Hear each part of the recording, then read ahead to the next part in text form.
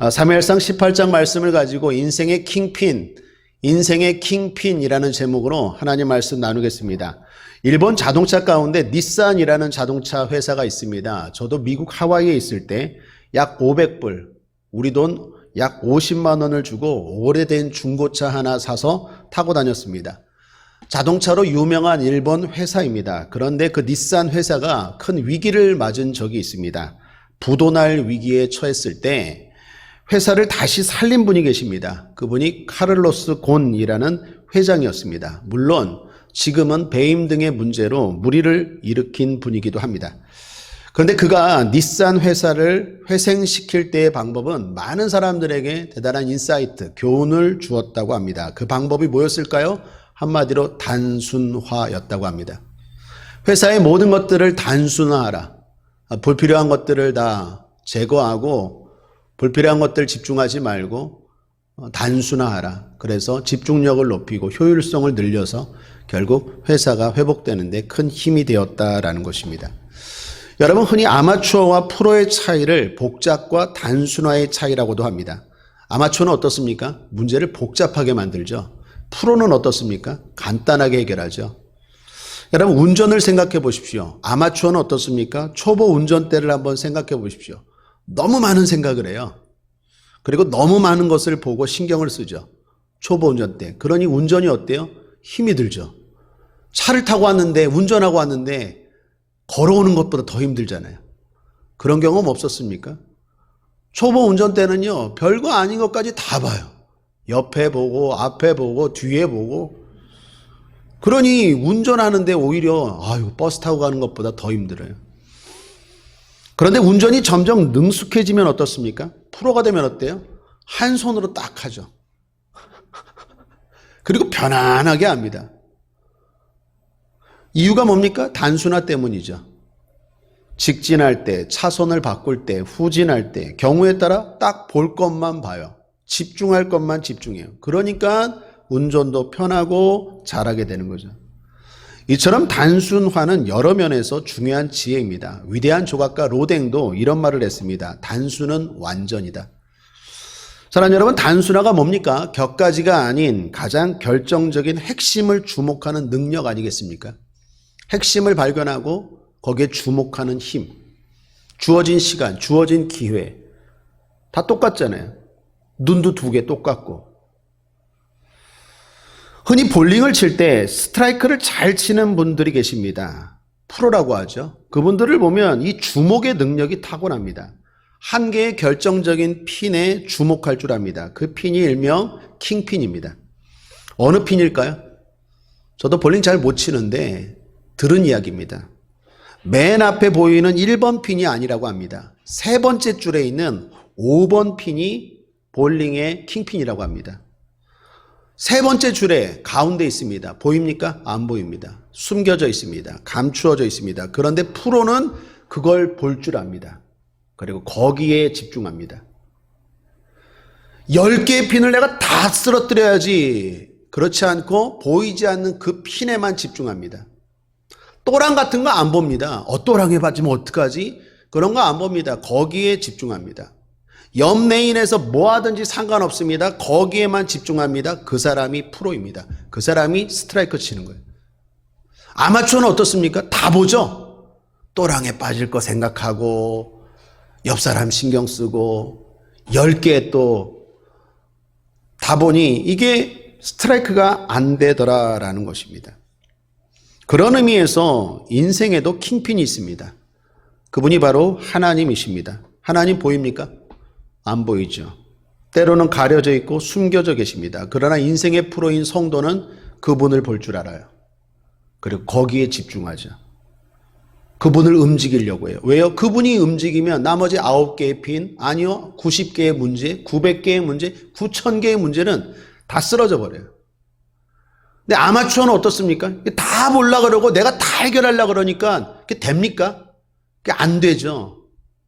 그 성도는 프로답게 살아야 돼요. 그 능력은 뭡니까? 단순화의 능력이. 똑같은 시간인데 분주하지 않아요. 여유로우면서도 순적해요. 그게 성경이 말하는 형통이에요. 하나님께 집중하십시오. 하나님이 모든 인생의 킹핀인 줄 믿습니다. 오늘 본문을 보시면 다윗과 사울이 나옵니다. 이 두 사람 참 많은 점에서 비교되는 사람입니다. 그런데 둘의 차이는 간단합니다. 인생의 킹핀 되시는 하나님이 함께 하시느냐 아니면 그렇지 않느냐. 그게 둘의 인생에 많은 것을 결정나게 합니다. 차이 나게 한다라는 것입니다. 자, 그런 점에서 하나님이 함께 하시는 것과 그렇지 않은 삶의 특징이 어떤 것인지 좀 몇 가지만 살펴보죠. 먼저 하나님이 함께 하시는 다윗을 보십시오. 오늘 말씀은 사울이 다윗을 장군으로 그리고 사위로 삼는 내용입니다. 겉으로 볼 땐 사울은 왕이고 다윗은 이제 막 뜨는 해이지만 이면에 보면 하나님은 다윗과 함께 하시고 사울은 떠나 있을 때입니다. 다윗이 앞서 골리앗을 이겼습니다. 나라의 영웅이 되었습니다. 비결이 뭡니까? 하나님이 함께 하셨기 때문입니다. 하나님이 함께 하니까 목동이 거인을 이깁니다. 소년이 장군을 이깁니다. 돌이 칼을 이겨요. 그게 하나님이 함께하는 사람의 능력이에요. 하나님이 함께하는 사람에 나타나는 특징이 뭡니까? 강력함입니다. 강력함. 가지고 있는 게 별거 아닌데 하나님이 함께하니까 이게 강력해져요. 그러니까 모세가 하나님이 함께하니까 지팡이가 강력하잖아요. 옛날에는 그거 이렇게 짊어지고 이런 지팡이인데 그 지팡이가 바다를 갈려버려요. 바로에게 애굽에 10가지 능력을 행해요. 그러니까 하나님이 함께하면 특징이 뭡니까? 내가 갖고 있는 게 강력해져요. 그러므로 먼저 축복합니다. 여러분이 갖고 있는 지혜가 강력하게 될지어다. 여러분이 갖고 있는 건강, 여러분이 갖고 있는 그 기술들이 강력하게 될지어다. 그러니까 하나님이 함께 하셔야 돼요. 그러면 강력해집니다. 골리앗을 물리치고 승리한 다윗, 계속 하나님이 함께 하십니다. 무슨 말입니까? 다윗은 계속 하나님을 찾았다라는 거예요. 보통은 어려울 때 힘들 때만 하나님 찾고 편안할 때 여유가 있을 땐 하나님 잘 안 찾아요. 그런데 다윗은 늘 하나님을 찾았고 그런 다윗과 하나님이 함께 하셨다라는 것입니다. 자, 하나님이 함께 하시니까 골리앗 이겼어요. 강력해졌어요. 강력함만 생긴 겁니까? 또 오늘 본문을 보니까 또 하나의 특징이 보여요. 그게 뭡니까? 사랑스러움.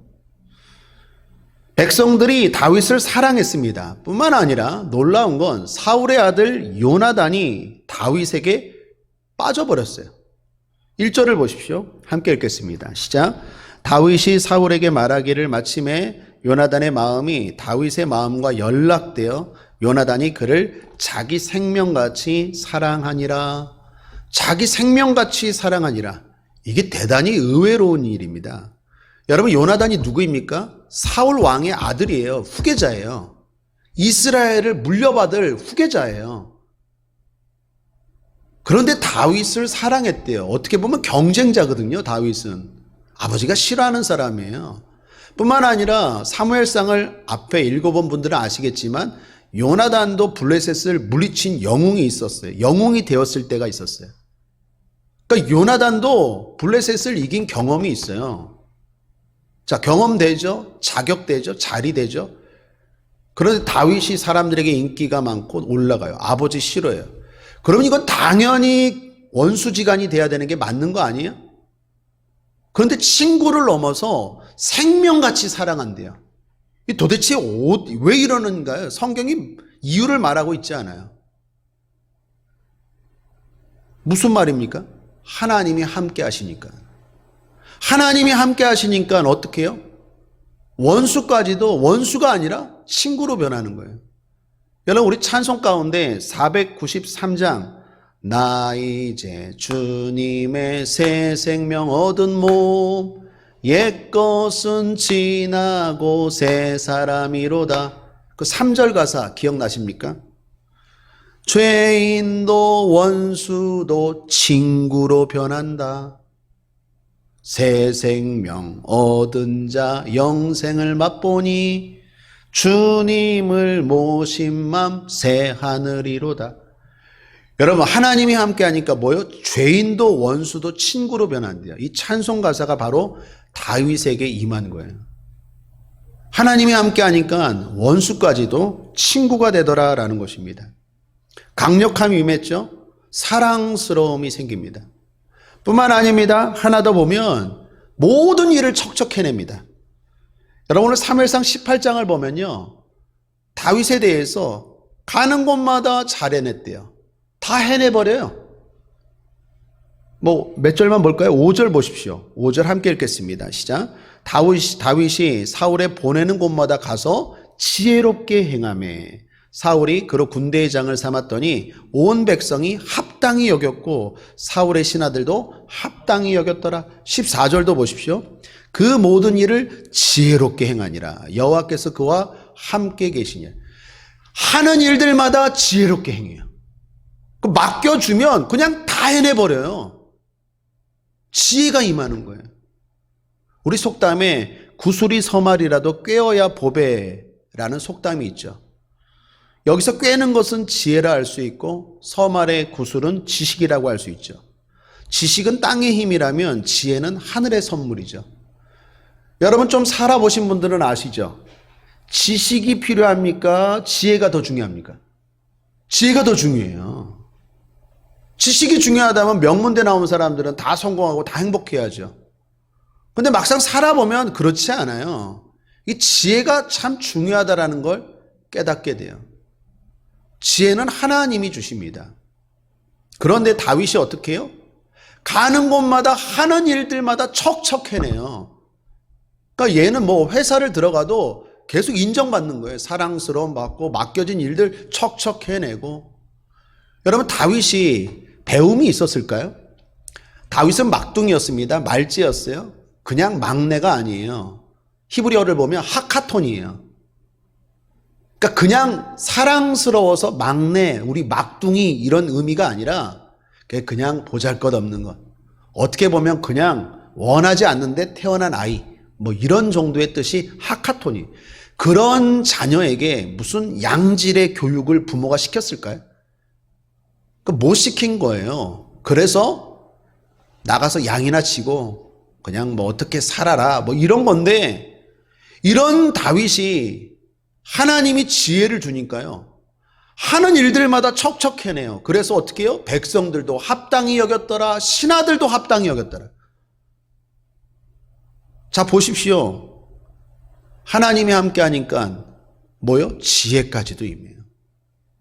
이거 말고도 엄청나게 많을 거예요. 그런데 오늘 18장만 묵상해 보니까 그렇더라라는 거예요.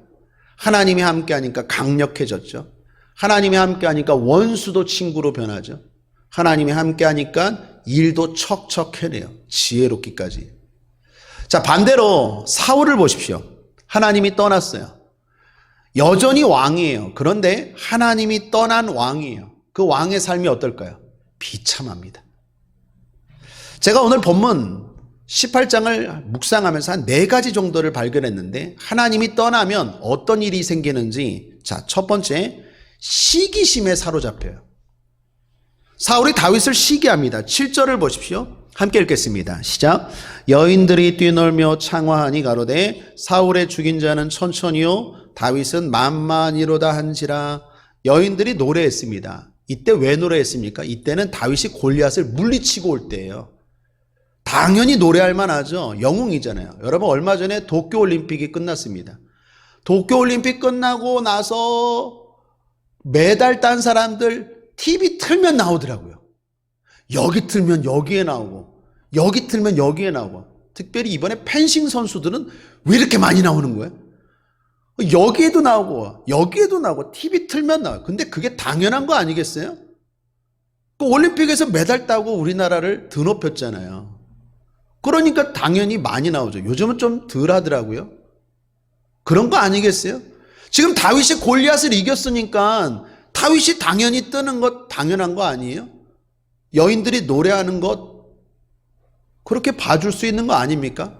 사울 자기 이름 넣어준 것만 해도 감사한 거 아니에요? 사울 입장에서는. 사울은 천천히요 다윗은 만만이로다.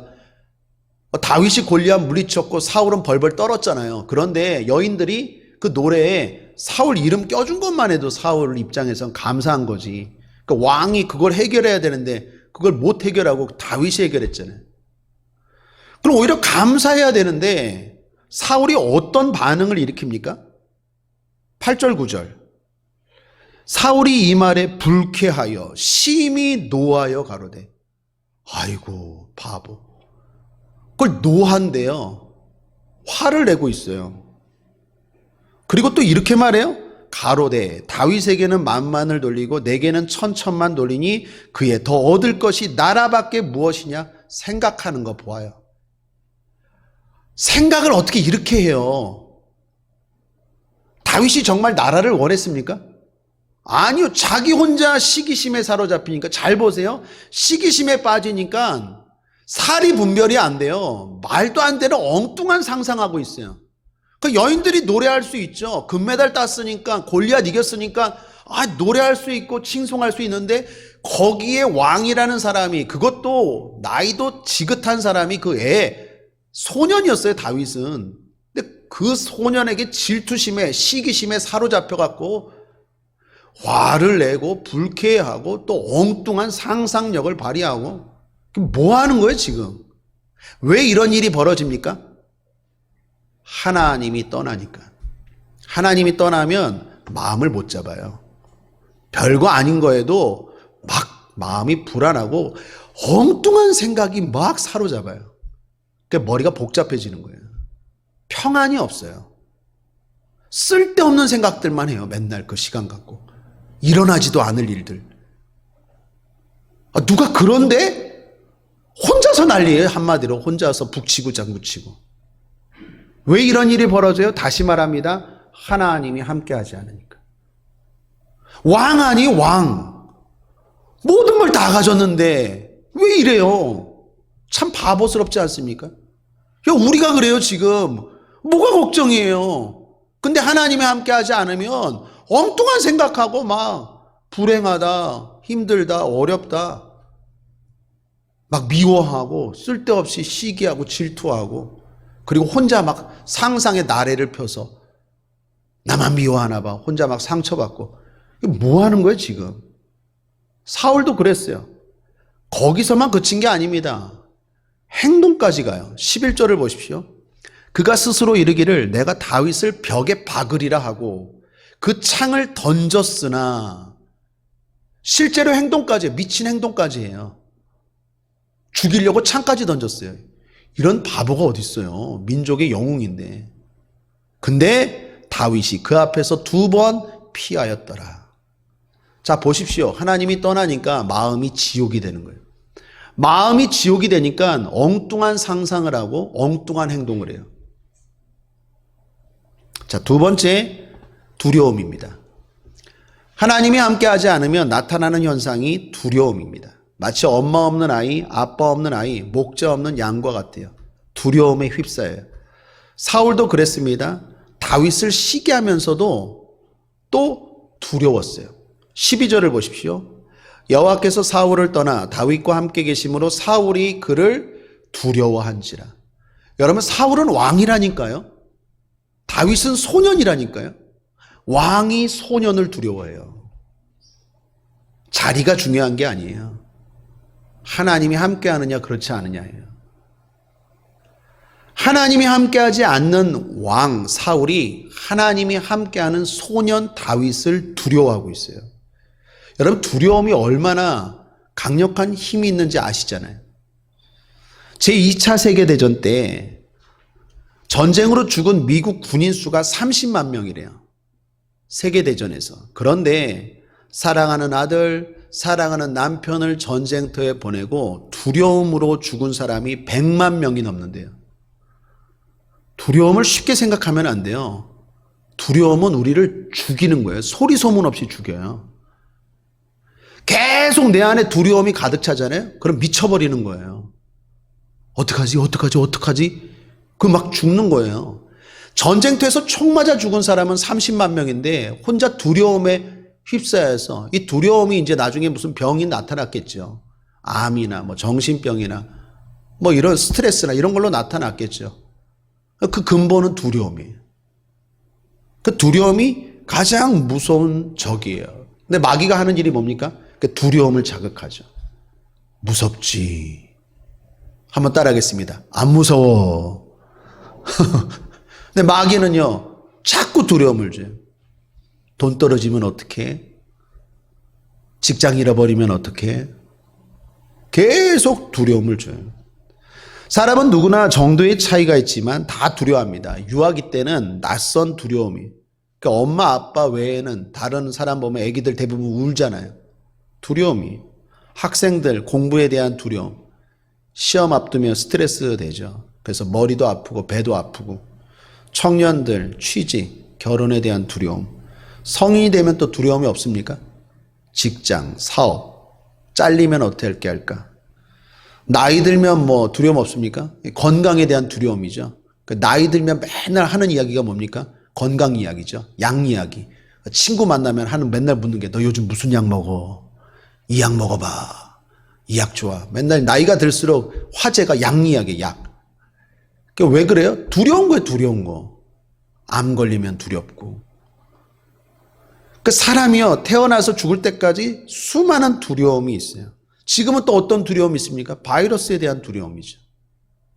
여러분, 바이러스에 걸린 사람보다도요, 바이러스로 인한 두려움 때문에 힘든 사람들이 훨씬 더 많은 거 아세요?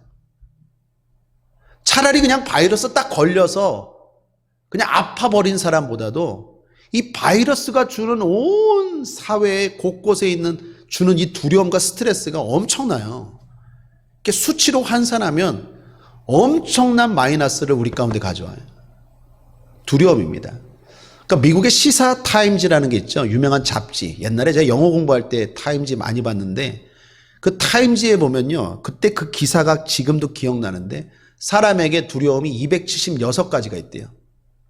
276가지. 그런데 그 다음 말이 참 의미심장해요. 두려움은 계속 증가할 것입니다. 제가 한 30년도 더 됐을 거예요. 학교 다닐 때니까. 그때 사람에게 있는 두려움이 276가지라고 하는데 그때 전문가들이 말합니다. 그러나 사회가 발전할수록 두려움은 더 늘어날 겁니다. 실제로 그렇지 않습니까? 지금 얼마나 기술이 옛날보다 발달했습니까?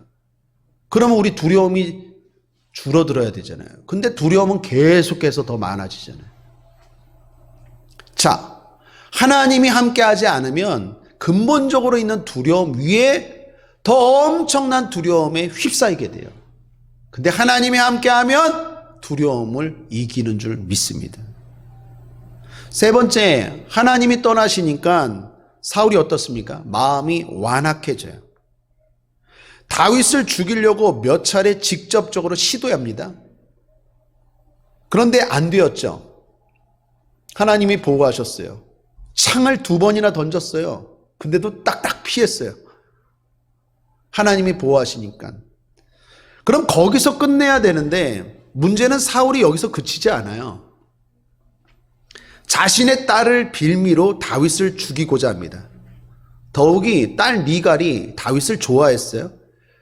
그 아버지가 딸의 마음을 이용해서 자기의 욕구를 채우려고 해요.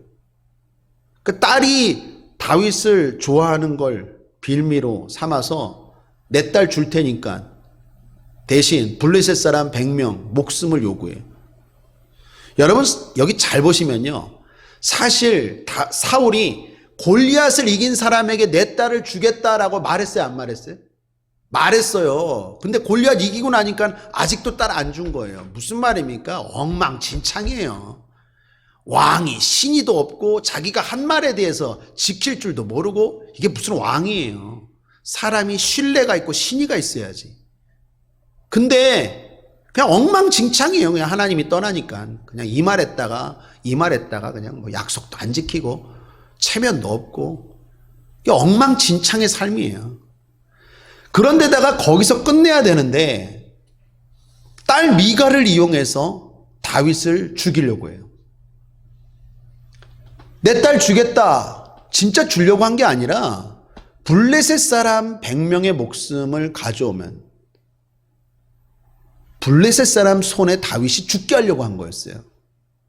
근데 100명이 아니라 200명을 죽이고 다윗이 와요. 야, 하나님이 함께 하니까 무서워요. 안 되는 게 없어요. 하나님이 함께 하니까요. 아무리 죽이려고 해도 못 죽여요. 할렐루야. 하나님이 함께하는 여러분들 마귀가 세상이 아무리 여러분 망하게 할지라도 절대로 안 망해요. 믿습니까?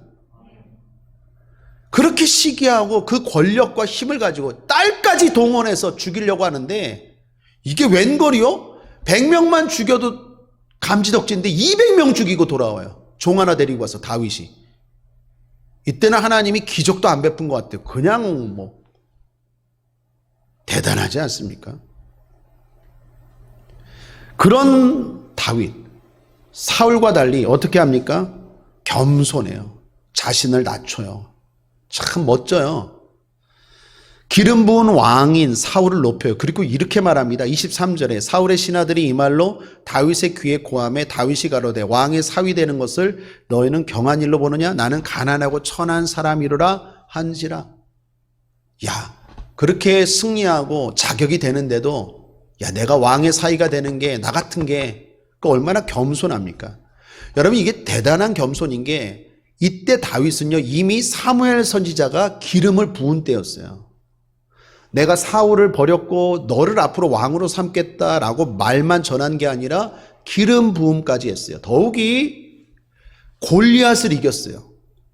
하나님이 인정했죠. 하나님의 종이 기름 부었죠. 능력도 나타났죠. 그러면 이제 내가 왕이에요 진짜. 그런데도 다윗은 어떻게 해요? 사울을 높이고 겸손하게 대합니다. 사울을 보십시오. 도대체 깨닫지를 못해요. 우리 수요 예배 때 그 변화되기 전에 사람의 특징 중에 하나가 굳은 마음이 있었다 그랬죠. 굳은 마음. 완악한 마음에.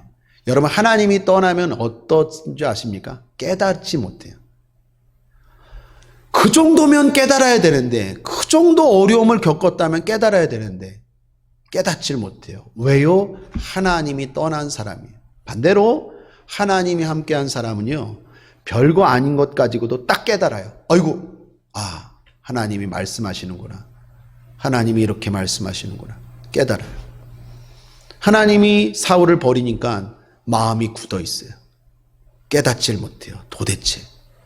마지막 하나 더 보죠. 네 번째는 어리석은 이제 생각입니다. 참 어리석어요. 자, 28, 29절 함께 읽겠습니다. 끝으로 시작. 여호와께서 다윗과 함께 계심을 사울이 보고 알았고 사울의 딸 미갈도 그를 사랑함으로 사울이 다윗을 더욱 두려워하여 평생에 다윗의 대적이 되니라. 아이고 바보. 잘 보십시오. 사울이 하나님이 다윗과 함께 하심을 보았대요. 그리고 알았대요. 그러면 사울 입장에서 좋은 거 아니겠어요? 사위잖아요. 이게 남입니까? 사위가 잘 되면 내가 잘 되는 거 아니겠어요? 안 그렇습니까? 사위가 잘 되면 내가 잘 되는 거잖아요. 우리 집안의 영광 아니겠어요? 더욱이 사울의 딸 미갈도 다윗을 사랑하잖아요. 정략 결혼이 아니잖아요. 딸이 또 그 다윗을 사랑하고 다윗도 딸을 사랑하고, 이거 얼마나 좋은 일이에요. 잘 된 거 아닙니까? 그런데 사울이 어떻게 했다고요? 29절 다윗을 더욱 두려워하여 평생에 다윗의 대적이 되니라. 이런 어리석은 행동이 어떻게 나와요? 바보 아닌 이상. 자, 왜 이렇게 행동합니까? 하나님이 떠났기 때문이에요.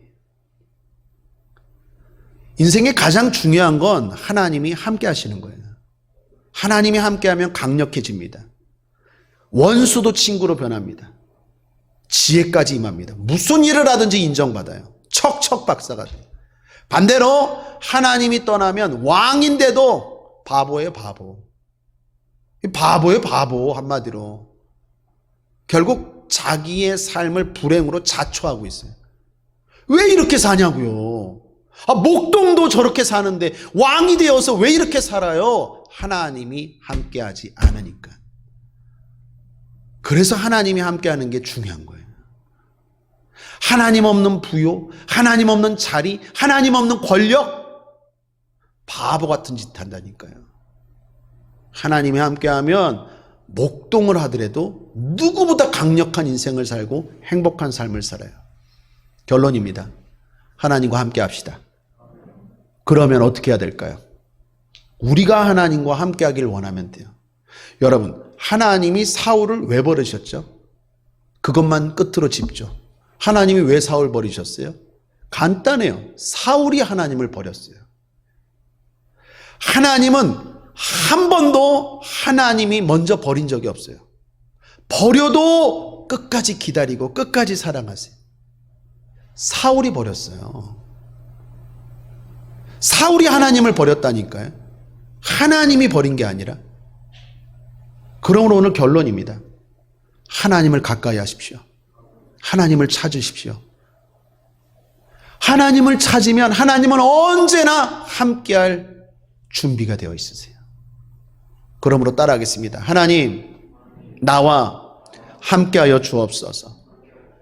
시편 말씀에 하나님께 가까이함이 내게 복이라. 내가 주 여호와를 나의 피난처로 삼아 주의 모든 행사를 전파하리이다. 하나님을 가까이하는, 인생의 킹핀 되시는 하나님을 가까이하는, 그래서 수많은 문제들을 다 쓰러뜨리고 전진하는 복된 인생 되기를 주님의 이름으로 축원합니다. 기도하겠습니다. 하나님 아버지, 하나님이 함께하는 사람이 어떤 유익이 있고 하나님이 떠나버린 인생은 어떤 불행이 있는지 돌아보게 하시니 감사합니다. 우리는 하나님이 함께하는 자 되게 하여 주옵소서. 이 시간 우리 모두 고백합니다. 하나님을 가까이함이 내 인생의 가장 큰 복입니다. 주여 함께하여 주시옵소서. 감사드리며 예수님의 이름으로 축복하고 기도했습니다. 아멘.